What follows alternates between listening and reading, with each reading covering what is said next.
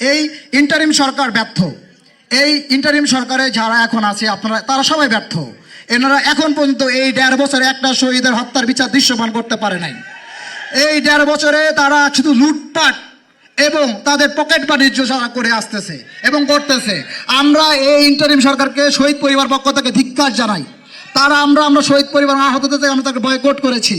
যে সরকার, যে ইন্টারিম সরকার, যে গণ অভ্যুত্থান শহীদ এবং আহত জুলাই রক্তের উপর তারা এই চেয়ারে বসেছে এবং এসেছে, আপনারা তাদের কোনো প্রকার এই বাংলাদেশের গণ অভ্যুত্থানে তাদের এই সরকার আসার এবং তাদের এই জায়গায় বসার তাদের কোনো যোগ্যতা ছিল না।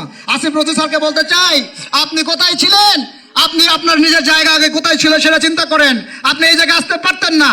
এই যে আপনাদের ছাত্র উপদেষ্টা 3 উপদেষ্টা সংসদে গিয়েছিল, তারা যে এই বললো যে শহীদ এবং আহতের ছাত্র গণ অভ্যুত্থানের ম্যান্ডেট নিয়ে তারা যে সংসদে গিয়েছিল, তারা শহীদ এবং আহত যারা কি করতে পেরেছে এবং কি করেছে?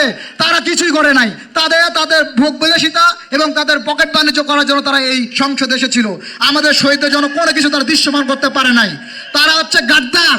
আমি বলেছি এর আগে ডাকসু ভবনে গিয়ে বলেছিলাম, একটা ভিডিওর মধ্যে অনেক সাংবাদিক তার আপনার ভিডিও করেছেন, আমি বলেছিলাম জুলাই এই গণ অভ্যুত্থানে আপনার জুলাই গাদ্দার যদি চিনতে চান, সেই সাজিদকে চিনে আসেন, এই নাসিরকে চিনে আসেন, এই আপনার হাসান মাহমুদ ভাই খুব ভালো ছিলেন। তো আপনার এই 3 উপদেষ্টা মাহফুজ, আসিফ মাহমুদ ভুইয়া এবং আপনার হচ্ছে এখন এনসিপির সম্ভবত মনে সভাপতি কি আহ্বায়ক, উনি এটা হচ্ছে ভুয়া ভণ্ড জুলাই গণ অভ্যুত্থানের গাদ্দার। তো আমি এটা বলতে চাই, তারা আপনারা আমাদের শহীদদের জন্য কিছু করতে পারেন নাই।